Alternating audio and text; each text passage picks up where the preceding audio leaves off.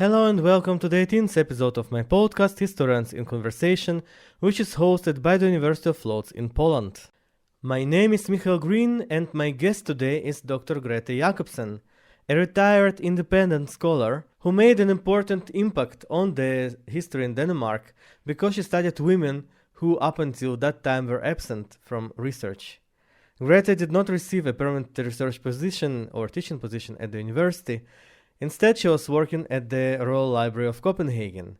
Nonetheless, she managed to continue to do her research and she made a lot of very important contributions. And I would like to ask her, how did she do that? What kept her going? What motivated her? So I welcome Grethe to my podcast and I hope that you enjoy our conversation today. Hello, Grethe, and welcome to my podcast. I'm glad that you agreed to talk to me. And I just want to say that last week I had a discussion with your friend, Mary Wisner-Hanks, and the podcast is already out, so everyone is welcome to listen to it. Okay, thank you. That was nice. My first question is always the very same. Can you tell a little bit about your childhood so I and also the listeners will know something about your background, because the background makes the person and the childhood plays a very important role in how a person develops. Yes, I was born in 1945, February. So I'm an older woman. I grew up in a sort of upper middle class home. My mother was a nurse and my father was a businessman. They both read a lot, and I read a lot as a child. Everything. The great literature, pure garbage. I read history books a lot. I liked history a lot. I also read historical novels. And Can you give a few examples? What did you read? Well, one of the things was the classical. We have a Danish author from the Romantic period, 19th century, Ingemann, and he wrote some huge volumes about medieval kings, and I just followed them. I haven't gone back to them because I'm afraid I will find them rather terrible now, and certainly as a historian inaccurate. But those days I loved them. And then I read a lot of novels about Napoleon. I remember being a big Napoleon fan, knowing all about Napoleon and his sisters-in-law. I read about there's a famous novel coming out in, I think, late 50s called Desiree, about the first Bernadotte Queen of Sweden. I read that, and I remember in ninth grade, I had an exam in history, and I just was retelling the whole novel, and I think the teachers could barely avoid not laughing. But anyway, I got a good grade, because obviously I knew a lot about it, because I also checked up on the facts. My father had a big dictionary, so I also knew about dates and the real thing. So I would say I grew up reading a lot, being specifically interested in history, historical things, both in fiction and as a fact. And then after gymnasium or lycée, I was 18, I graduated. I had to find out what to do. And I was a little scared of just reading history. It was like 5, 6, 7 years of study. And I haven't had much sense of what it meant to do history, looking at sources. We had a good teacher, but he never taught us about that. He taught us what other people had said about history. So I sort of imagined that history would be reading lots of books about what other people thought about what happened in the world, which was in those days, this is 1963, was a story about, great white men doing great white things. A lot of political history, lots of kings, lots of beds, very few women. But we didn't think of that, although I knew there were lots of women from my readings. So anyway, my parents, again, those who were 1950s, my parents said, oh, you ought to be a librarian. So I became a librarian. I took a degree in as a librarian, Master of Library Science, graduated in 1968, and wanted to see the world. I had family in America, and I could get a one-year appointment with a Free Library of Philadelphia. And in those days, 68, it sounds weird, but in those days, it was the 60s, the booming 60s. Unemployment was something that happened in the 30s, would never come again. Ha ha. Anyway, so you could go. I knew my parents told me to come back and get a job before I was 33 so I could get a pension plan. But until then, I was going to enjoy my life. So I went to the United States to work 1 year. I met an American. I married him. And so all of a sudden, I was an immigrant in America, and we lived in New York City, and I had to get a permit in order to be a librarian. And they looked at my Danish degrees and said, well, your 4.5-year library education is equivalent to our 1-year master's of library science. But your 3-year gymnasium is not equivalent to a bachelor. So you need to take a bachelor. So I did. But I was working full-time in another library. I mean, America is like that. You can demand something in one, but then the other you say, don't worry about that. So while I was an undergraduate student at Hunter College, I was also faculty member at a library at a small college in Brooklyn. So anyway, so it took me about 5 years to get a library degree because they looked at my gymnasium and said, well, we can't give you credit for Danish. So that was about a third of all the courses because they didn't have Danish. We can't give you credit for English because you had as a foreign language. So I ended up having to take in 3 years of a bachelor degree. So I got 1 year credit for my Danish degree, Danish gymnasium. Anyway, I had then to start an American bachelor, and I had to get something called a major. And what did I pick? I picked history. And being in America, I thought, well, I'll do American history. I did 2 semesters of American history, and I thought, well, it's kind of boring. It just didn't appeal to me. It seemed to be also Supreme Court decisions and Congress decisions. And I somehow, and also the first course was about America, 1472 to, it was in North America, it was North America. Excuse me. The first was from 1492 until 1776. And the teacher, well, he took about half semester before he ever left Europe. And what he told about Europe in the 15th, 16th century was so exciting. So that when I had taken the 2 courses in American history, I decided I'll go for European history and I'll do the Middle Ages.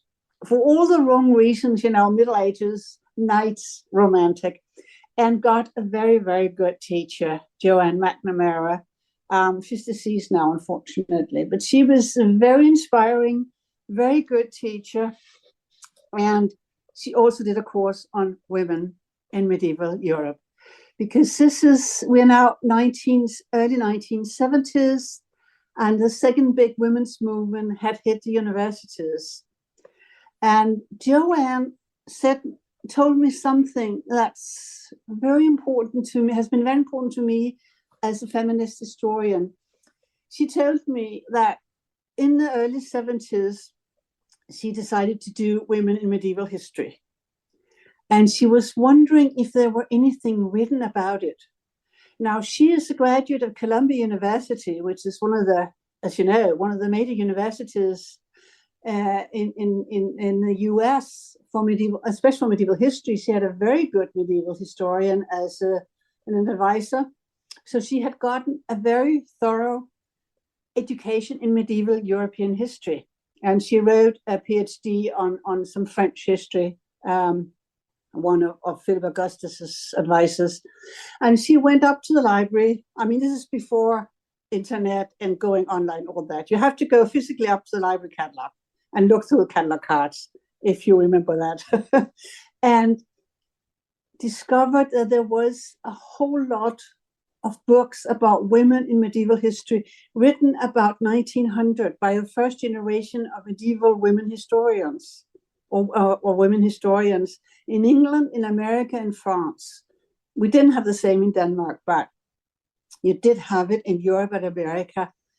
And she was very shocked. She had never, ever heard about a single of these titles, even though she had had this excellent education in medieval history, and she had gotten, lists and lists and lists of books about medieval history. Not a single book about medieval women had been on that. And that, she said, that is so important that we write and that we give on to the next generation what we have done. Because for me to come there in the 1970s and find out there was a whole lot of literature, important literature, scholarly literature that I had never seen, was really shocking. And she spent the rest of her life really working hard to make sure that what she and all her colleagues in feminist women's history were doing would not be forgotten. And this is essentially what I'm trying to do, publish and talk about it so it won't be forgotten. There was a slogan in the 1960s that I always say or repeat or cite, which is that every time women want to go on a tour to the town or want to go into town on their own, they have to reinvent the wheel. And I think that's right. We really have to start from scratch. Anyway, we hope not. So anyway, I got a bachelor degree in 1976, had several courses in medieval history, and decided this is what I really like. I had also courses in early modern history and so on. And in 76, I was divorcing from my American husband, and we had a very traditional gender divorce. He got the apartment, I got the money, so to speak. So he stayed in New York with the apartment and the furniture, and I got the silverware and the money. And I did not want to go back to Denmark because in those days I didn't know what a bachelor. They would just told me, why did you take another gymnasium? So, and since I had money to pay for tuition, I went to University of Wisconsin-Madison to get a master's.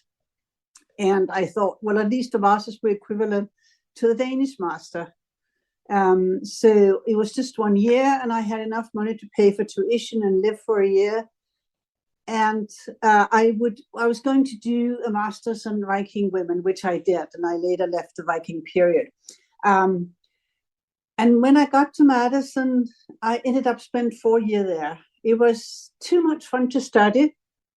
I got a good group of friends. I got very interesting teachers, and I got a scholarship from University of Wisconsin. So I ended up spending 4 years in Madison I said to myself at one point, okay, I'll go for the PhD or until my money runs out. And the story goes, after 4 years, I had a PhD and $3 to my name. Well, not quite, but it was close to that. And at that point, it was very difficult to get jobs in the US, so I went back to Denmark. And so the rest of my history is in Denmark. But while I was in Wisconsin, my advisor she was an expert in Italian history. And I had originally wanted to do maybe French history or even learn Italian, do Italian history, because I thought it was interesting. But then everybody else was doing French, Italian, English, or German history. And my teachers thought, that I was coming from this exotic, marginal country, Denmark, and spoke this exotic language, Danish, I should use that. So I actually did Danish history. And I think in the 4 years I did, every course I did, I managed to write a paper on women. My teacher was one of these early, what we call queen bees. She officially didn't like women's history, was new, it was dangerous to one's career. And I remember having a lot of fights with her, but then looking back, she always gave me A's, top grades, and she always encouraged me. And when I was writing my dissertation, I chose as a dissertation topic because I knew there were very little social history written for Danish history. So I chose medieval guilds because that would give me, enough sources and sort of a frame. But every time I would go in and talk about women in the guilds. I remember having a whole chapter on women in craft guilds. And she was criticizing it, and it was at the end of my years, and I wanted to finish it. And I said, I'm not going to rewrite it. She says, oh, well, just drop the chapter. So I immediately snatched the papers from my hand and said, okay, I'll rewrite it. So she really made me think, rethink, argue for women's history. So in that way, she helped me a lot, even though unofficially she was very much against all this women's stuff. And it was one of her colleagues who much later told me, I was complaining to her at a conference, and she said, you know, Greta, you are doing what she's afraid to do. And she is really encouraging you. And she was. So anyway, in 1980, I finished with a degree with a PhD in on medieval Danish skills and knowing a lot about history. Another great advantage for me in studying abroad and not studying Denmark was that I got a whole other perspective. I mean, when you read history in America, you really look at it from above, right? And you see Denmark over here, and you see Europe and the various parts. Whereas if you study history in Denmark, at least in those days, it was very much, Denmark as the center of medieval history, and the world more or less ending at northern Germany. I mean, the rest of Europe is very far. I know my husband, who worked in witchcraft and was very much your second husband, I guess. Yes, my Danish husband. Yes, I later married when I came back. He was studying witchcraft, and he always thought that just doing Danish history didn't mean anything. You had to look at the rest of Europe to find out, how were to measure the developments in Denmark. So the two of us were always looking out. We were a very good team in that way. Anyway, so I came back to Denmark with a PhD and went in to have it approved as a PhD. And they said, oh, yeah, that's equivalent to our Danish masters. And at which point I said something very nasty.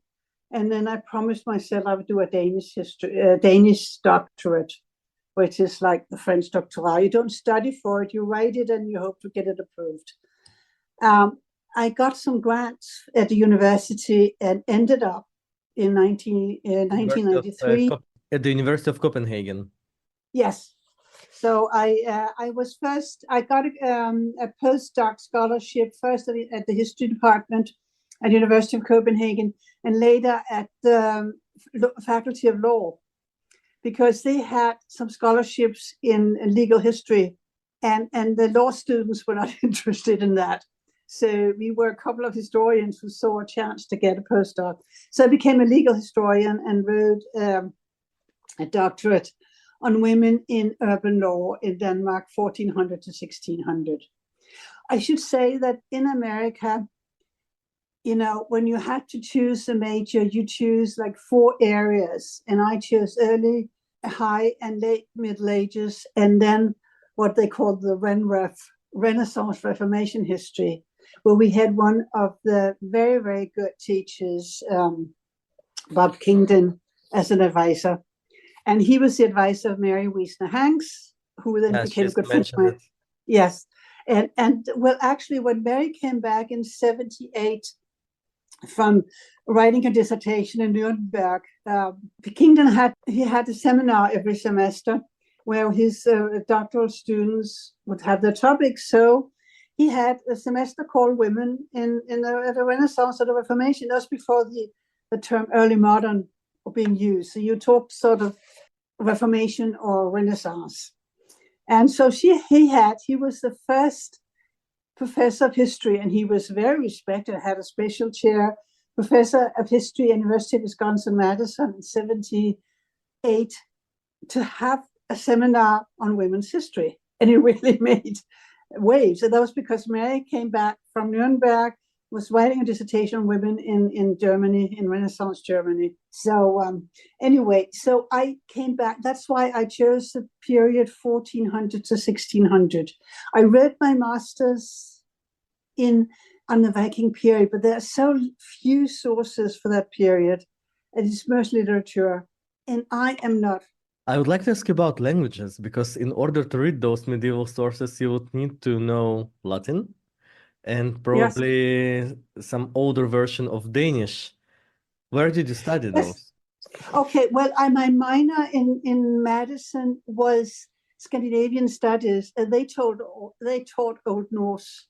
So I took Old Norse for 2 semesters. So, well, I'm not able to do it today, but in those days I could actually read the Icelandic sagas in Old Norse. And I can still understand quite a lot. Not a lot, no. I can sort of understand it. And modern Icelandic a little bit, I can guess. But in those days, yes, I had Danish, German, and French and English, of course, for my Danish education, for my Danish gymnasium. And I think I did take a refresher course in French. That was required for all medievalists in those days. And then because I did minor in Scandinavia, I took medieval Scandinavian literature and Scandinavian studies department. And I took the 3 courses in Old Norse. So I fulfill that requirement. But, it's really very much, it's literature. And I'm a historian. I'm not a literature person. So that's why I sort of moved up in time. So the period 1400 to 1600. Also in Denmark, you divided the history into the Middle Ages, stopping at 1500 or 1536 at the latest. And then you had, you call this the 16th to the 18th century. And that was mostly 17th century and Christian IV and all that. And the 30 Years' War and the Swedish Wars. And you had, I'm talking about 1970s. This has really, really changed. But in those days, the medievalists were mostly interested in the High Middle Ages, 12th, 13th, maybe 14th centuries. And those who would today term early modernist were mostly 17th century. And so you left the 16th century to the theologians or the church historian. And guess what they were looking at? 1536, Hans Tausen and Luther. So there was, and I should also mention that Bob Kingdon had been one of the group of, there were 3 young men way back in the 1950s, 60s, who were founders of the 16th Century Journal and the 16th Century Society. And one of their goals was that to talk about the 16th century without mentioning the Reformation. Of course, that's impossible. And they knew that perfectly well, and they certainly did mention the Reformation. But what they wanted to point out already back in the 1950s was that so much interesting social, political, and other things are happening in the 16th century that just focusing on Luther, 1513, or the Reformation, or on Calvin, or whatever, is not enough. And you must, that's what Mary and I comes out of, is that view of the 16th century as a very interesting thing where a lot of things are happening. And for Mary especially, the discovery by Europeans of the New World, of global trade and politics and so on. And all that comes out of these, Bob Kingdon and his group saying so much is happening, more than we're used to. And so coming back to Denmark, where you either did the Middle Ages and then you focus on the 12th, 13th centuries, or you left the 16th century to the church historians, who of course focused on 1536 is when Denmark became Lutheran, as you may know. And so everybody's focusing on that. I meant to really talk about the 15th and the 16th century as getting together and a lot of the interesting things happening, including the Reformation, which meant something, but in other ways did not mean something for women. And I have been focusing on that period ever since. I should say also that in the 90s, especially at the University of Aarhus, and I got to be very good friends with a group of early modernists there, or medievalists there, they have been focusing on the late Middle Ages. So things have changed now.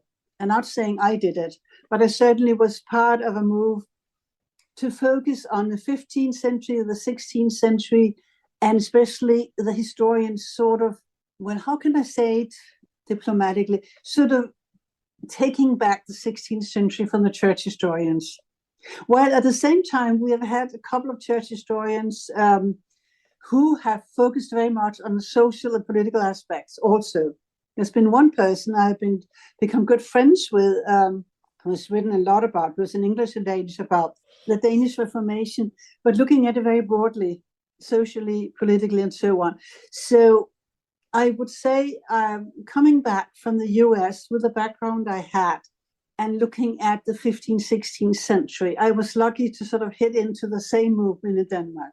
But of course, my focus has always been the women. And I've tried, I think all the articles I've done here has been, with very few exceptions, on women, one aspect or the other in the 15th or 16th centuries. It's very interesting because from what you say, it's visible and audible that you are very, very motivated and fascinated by the topic still all those years later. And I wonder, this fascination, was it something that you discovered as you went on with the material, or it was something that was maybe stimulated by your supervisors, by your environment, or maybe by the events that were going on at the time, or in the 1968, and the university movement and women movement, or was it those, or were those things combined? I would say first before it was a women's movement in the States. And when I came back in the 1980, I returned to Denmark because, well, there were several reasons. I did feel more Danish than American, and there were very few job opportunities in the States. And I would rather be unemployed in Denmark than I would be in the States. So I came back, and there was the flowering women's movement, also at the university in Denmark. So the women's movement have been very important to me. I think that has been motivated.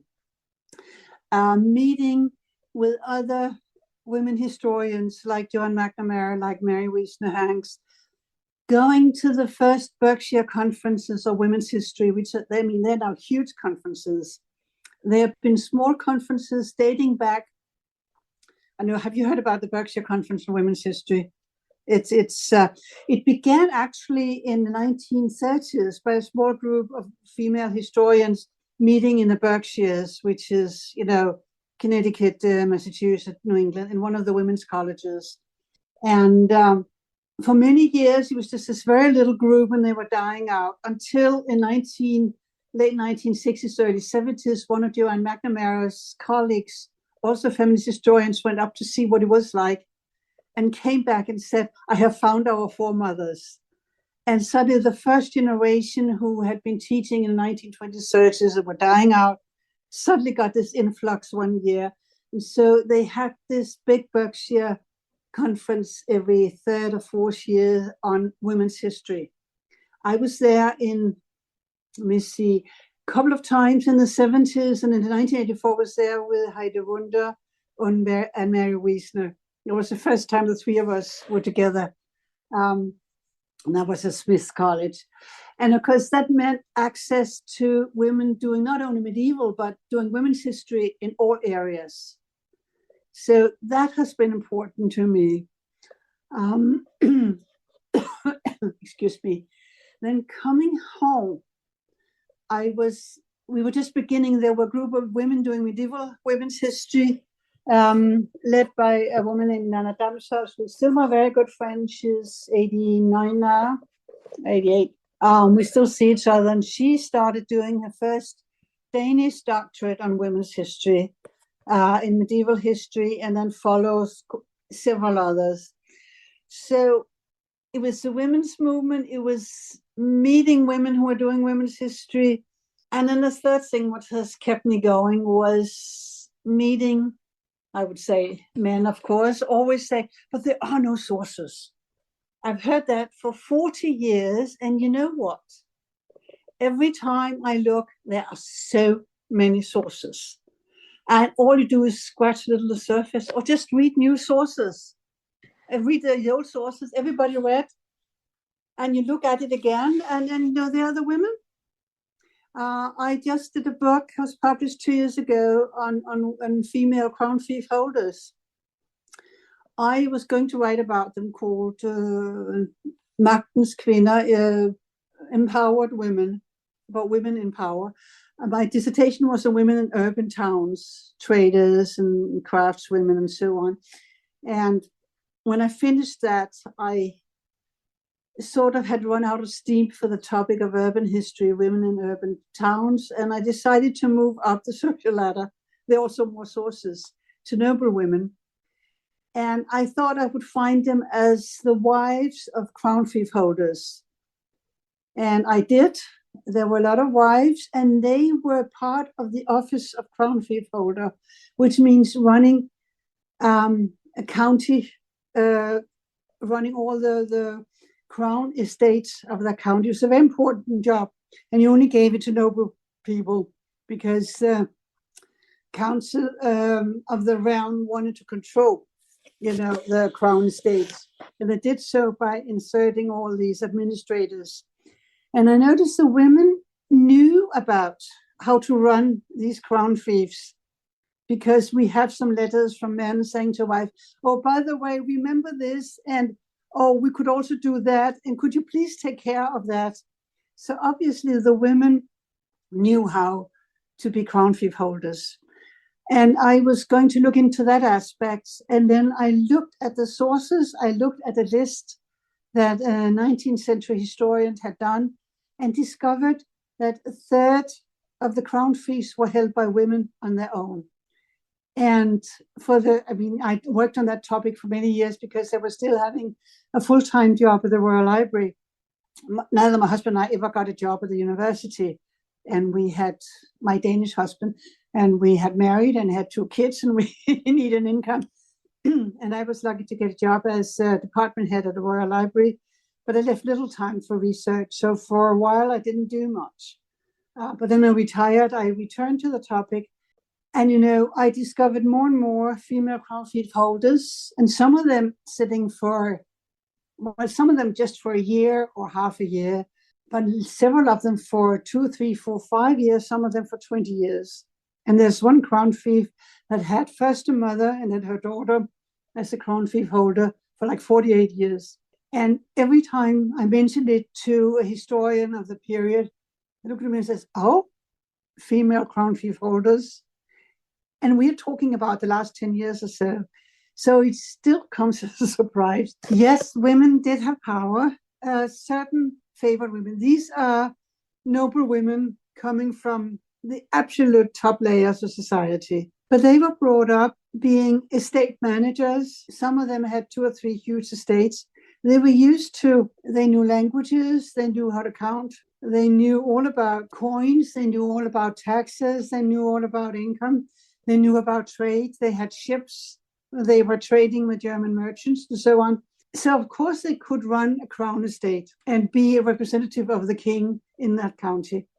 So it's obvious when you think about it.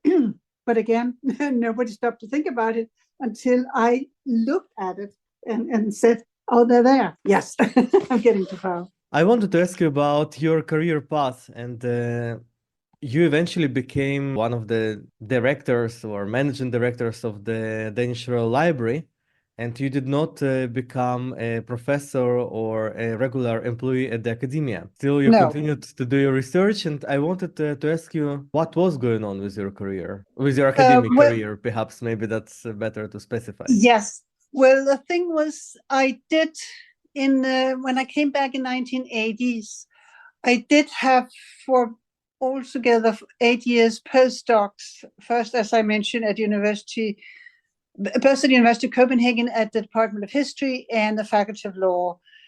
But it was temporary. And then I was 1 year, I was Fulbright Scholar in residence university in Kalamazoo, at the Kalamazoo College and Western Michigan University. So that was my very academic career. My husband was also going from postdocs he was doing witchcraft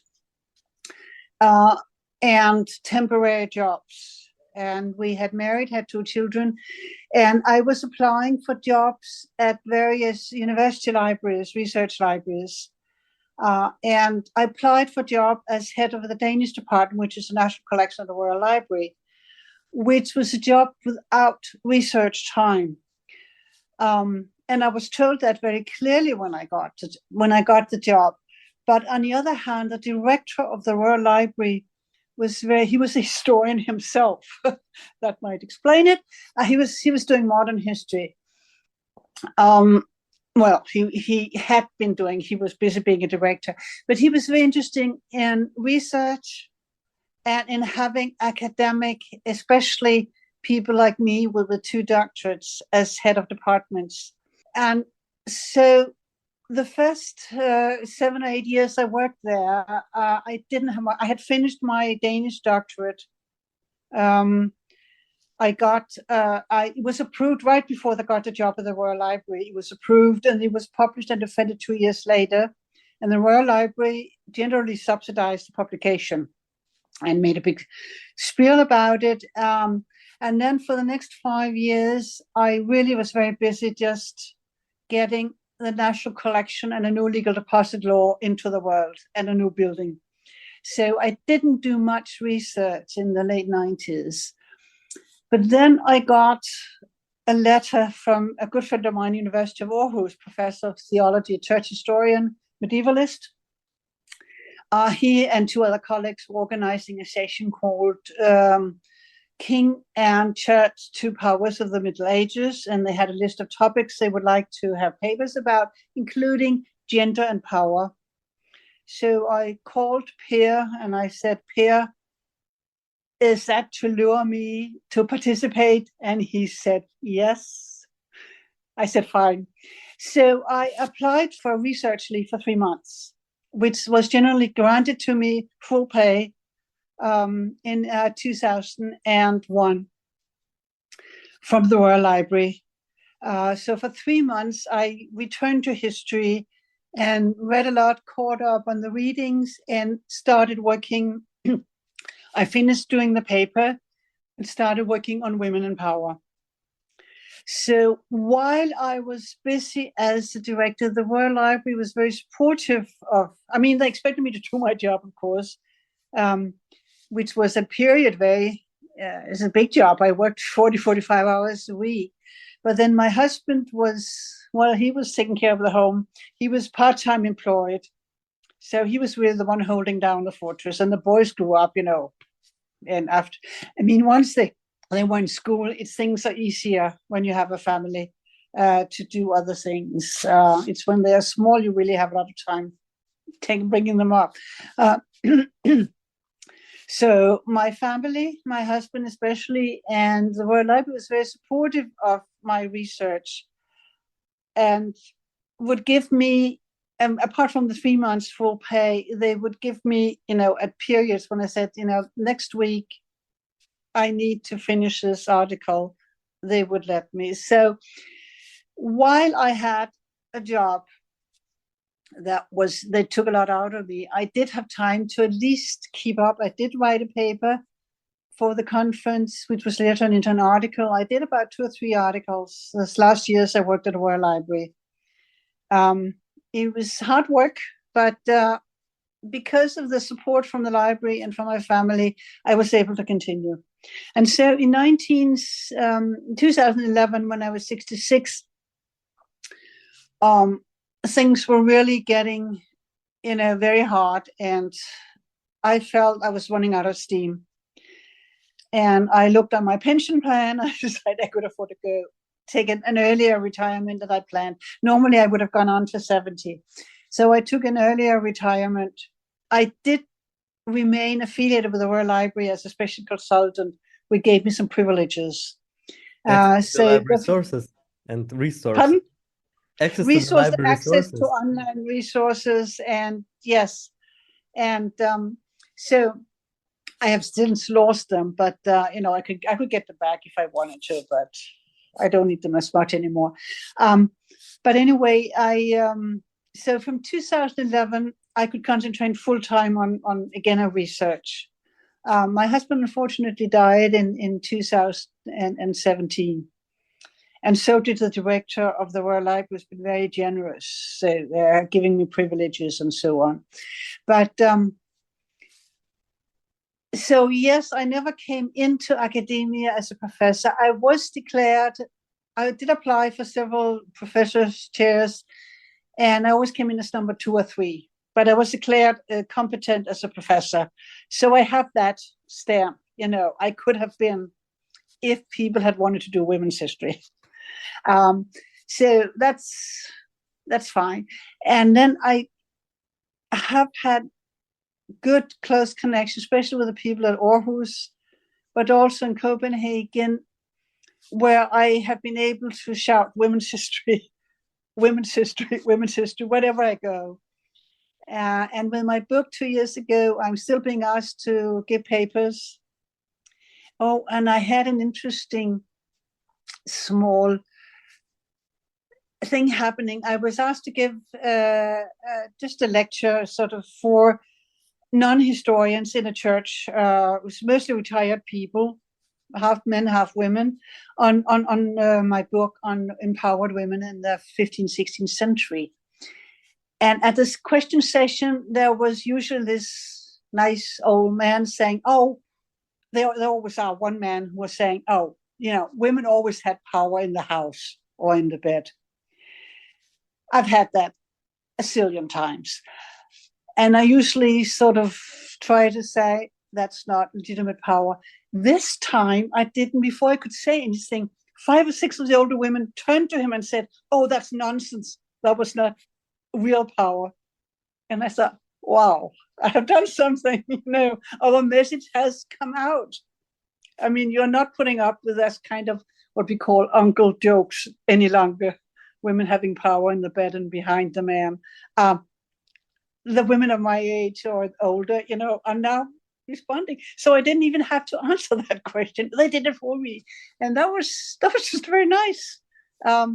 So I think I have fulfilled Joanne's urging to me, don't let our work be forgotten again. I hope we have enough impact that 30 years from now, we won't have a woman come up and say, oh my God, there were a lot of women's history written in the late 20th century. They will know it and it will be part of the curriculum. I've become more optimistic lately.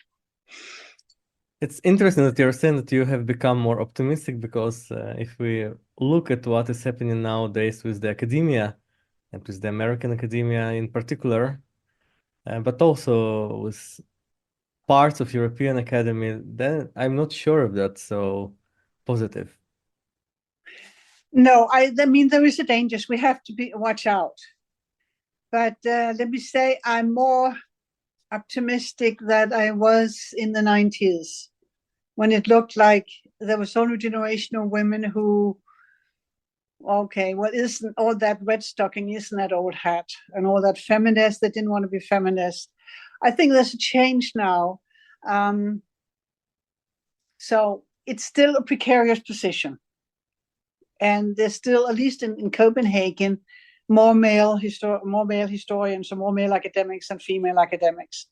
But there are enough, and there are some others who are interested in women's history. So yes, I would like to be optimistic. I have another question for you about your work as a historian. You published quite a few books, and all of them are in Danish. What do you think about popularizing your own research for a broader audience and to make it accessible to people from outside of the Scandinavian countries in order to allow this comparison and perhaps expansion of one's horizons into Scandinavia? Just as you mentioned that back in the day, Denmark was locked within Northern Europe and did not have the overview. So at the moment, it seems to me that for many historians in the Netherlands or in Britain, or maybe even in the States, in France, Scandinavia is somehow far beyond their scope of interest, and very few links are made between their research and the research that is conducted there. And perhaps one of the issues is the language. Yes, it is an issue language. I have had plans for a long time to turn my Danish dissertation into an English book. I never had time for it. I will say, though, I have about 69 articles, scholarly articles, and about 2/3 of them are in English. So my work on empowered women, crown fief holders, have been published in English anthologies. Mary Wiesner Hanks has been behind a couple of them, which is, of course, not accidental. I mean, she will ask me to come and talk about them. So I will say, for academics who read books about women, early modern women, my name will be known, but by articles. Yes, if somebody came, a publisher came and said, "Oh, do a book in English on women, early modern women," I might say yes. But we all know it's hard. Yes, but on the other hand, as I think I threw by my articles, many articles I have published widely in English, in German and American anthologies. So there is a group, Heide Wunders Network will know me. So there's a group of Austrian, German, Italian women who know me. There's a group of early modern, medieval American scholars and British scholars who will know me, and Scandinavian scholars. So I do feel I have reached out. But yes, medieval Denmark, medieval I think you've been Denmark, cut in the last it became a sentence. bestseller. Pardon? You've been cut in the last sentence, so if you could just repeat that, the very last thing. Well, if somebody would, publish a book on women on medieval and modern women in Denmark, and especially would be a bestseller. I wouldn't mind writing it, but I don't have actual plans right now. I have a biography of an important 16th century noblewoman coming out in May. And so right now my focus is on that. Again, one of these women who has been seen as a wife of a big naval hero, but she was a very important person in her own right. And I think the last 10 years has been my focus on making Danish historians, Scandinavian historians, because the Swedes and Norwegians are always reading my work, I should say, understand how important it is to include the women or to write women's history and to get a feminist perspective. I mean, it's not just the Add Women and Stir group, but really having a feminist gendered perspective on history is very important. And then let the new generation publish widely. I've noticed a lot of the younger generation are publishing more and more widely in English and German. So if I can influence them and their topics, then they would spread it out. At least that's what I like to think.